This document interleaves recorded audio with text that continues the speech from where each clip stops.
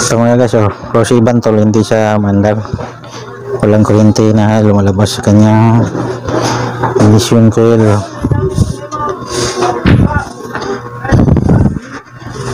Ito mga guys, wala siyang kuryente kung lumalabas dito. Ito, hindi lalabas ang kuryente niya. At dito, yung may dalawang ilaw galing stator ay wala ding kuryente. Itong dalawang ilaw galing sa stator. Itong motor na itong Rosy Bantol ay battery operated ito. Tingnan nyo ang kanyang CDI. Ito na yung CDI, apat lang battery operated. Ito blue yellow, tapos black yellow, yung green, yung black. Itong black ay accessories wire, yung black. Problema kasi nito kasi wala siyang lumalabas na kuryente dito sa ignition coil. Itong dalawang supply sa galing stator ay wala siyang kuryente. Itong dalawang wire mga guys, ay try natin i-tester gamit itong maliit na bulb. Ito na, nilagay ko na itong test light bulb guys. Nasisira kasi ang test light ko kasi ito na lang ginagamit ko. Itong isang wire ilagay nyo sa isang yellow galing stator. Itong isa ilagay nyo sa isang yellow galing stator naman. Patungo siya sa stator dito. Ito siya banda. Tapos i-try nyo i-crank nyo kung iilaw ba siya. Walang ilaw mga guys. Walang ilaw lalabas. Ang inala ko dito may problema siya sa stator coil.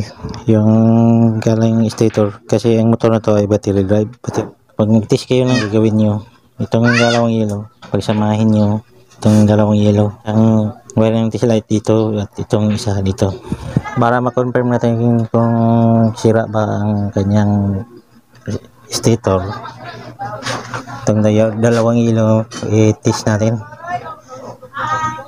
gamit itong tester nya, digital multi-tester. Ito na mga guys, natangtang ko na sa sakit yung stator coil. I-try natin i-tester. Try natin itong ilagay sa 2K mga guys, 2K ohms. 2K.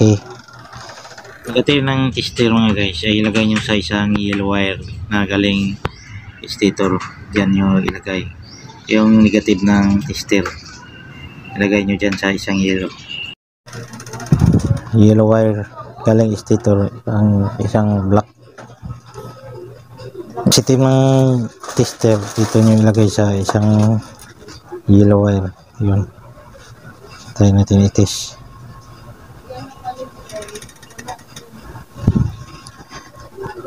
Yan dito mga guys, tingnan nyo ang kanyang reading. Yan yung kanyang stator ay 39. Yan, sira talaga to mga guys. Yan, confirm tong sira yung stator nya. Yan itong negative ng tester kulay black ilagay nyo sa isang yellow wire galing stator. At itong positive wire ng tester ilagay nyo naman sa isang yellow wire. Kasi ang stator niya, yun 39 ang kanyang reading, 39 ohms. Grabe. Stator coil niya, full wave ang tawag sa stator nito. Basta full wave, pinito mag-test mga guys.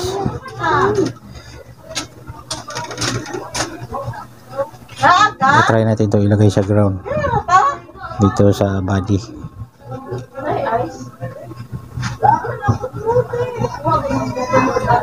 Yan guys, yun yung tester hindi mag-contact, walang reading kasi full wave ang stator na to. Dito nyo ilagay, basta full wave ang dalawang yellow wire ang tester nyo para ma-confirm natin itong stator nya, coil nya kung sira ba.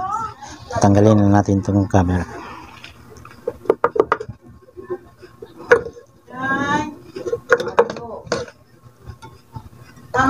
Yan, tanggal. Tingnan natin.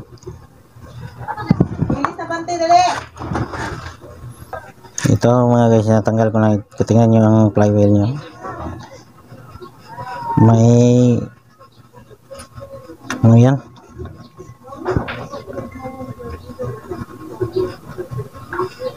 Yun? Ano talaga tong dahilan nyo to? Ah, yun. May bolt dito natanggal. Ito, bolt to. Tanggal to. Itong bolt na to, yun ang nakasira sa lighting coil niya, oh. Grabe, oh. Kinakain ng light coil niya.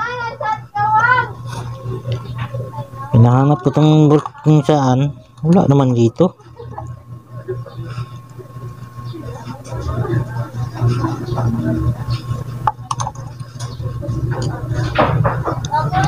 Saan kaya itong bolt?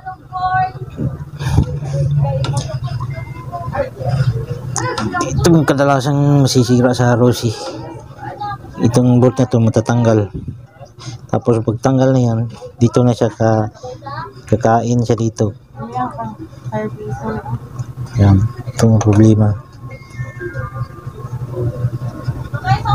Tatanggalin natin to. Tapos papalitan ng bago. Ito na stator niya mga guys. Tinatanggal ko na itong mga bolt niya. Yan, oh. Sira. Kinakain ng bolt. Yan, masarap to. Hinahanap ko itong bolt kung saan. Wala naman dito. Walang bolt dito mga guys. Yung bolt niya dito, wala. Yan, oh, yung bolt, oh. Bolt sa flywheel. Kinakain niya itong stator. Tapos hinahanap ko dito, wala.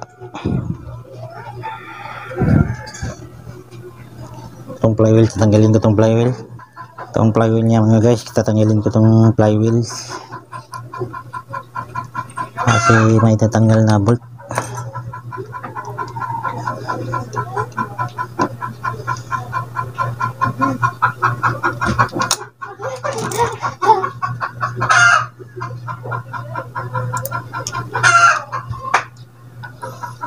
Tapos may tubig pang napapasok sa kanyang stator.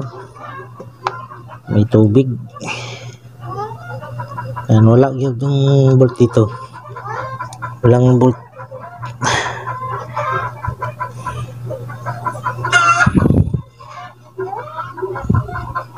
Saan kaya ang bolt na to? Saan papunta? Walang bolt.